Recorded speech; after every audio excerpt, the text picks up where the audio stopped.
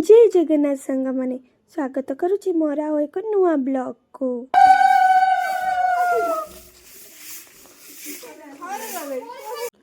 काली थिला आम गाँव रे अघिरा। आम ओडिशा रे एही पारंपरिक पर्व पई आमे समस्त बहुत उत्साहित थिलु।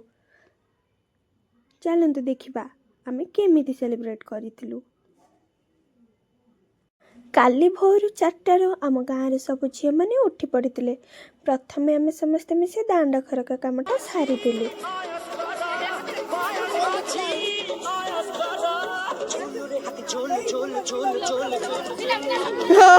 बस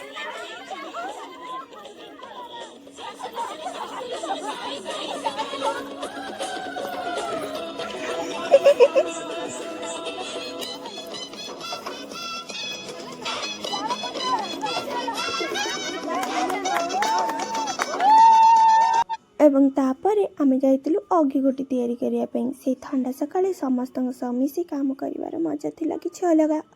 सकाळु सकाळु आमे आम गाँवर तीन अधिष्ठात्री देवी माँ जागुली, माँ मंगला और माँ तारिणी पाखे पूजा अर्चना कलु।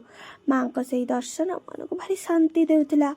यापर मु एवं मोर सांग माने मिसी पूजा पई भोग प्रस्तुत करथिलु। निज हाथ रे माँ को पई भोग तैयारी करिबा एक बड़ सौभाग्यर कथा। संध्या मात्रे आमे पारंपरिक रीतिनीति अनुसार गाँ सारा बुलीथिलु। तापरे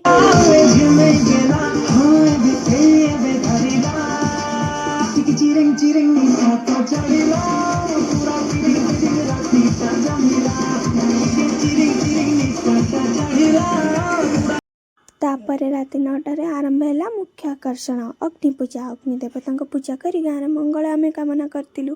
पूजा शेष में आमे समस्त गाँ लोक प्रसाद बांटिलु। यापर आरंभ है असल मजा।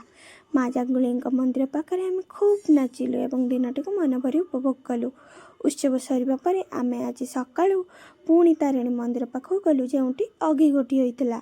से जगह सफा करिया परे पुणी थरे माँ जागुली पाखे मुंडिया मारी आज दिन आरंभ कलु। तेबे सांग माने आम गाँव रे अगिरा पर्व आपण मानकु केमिति लागिला कमेंट रे निश्चय जणाइबे।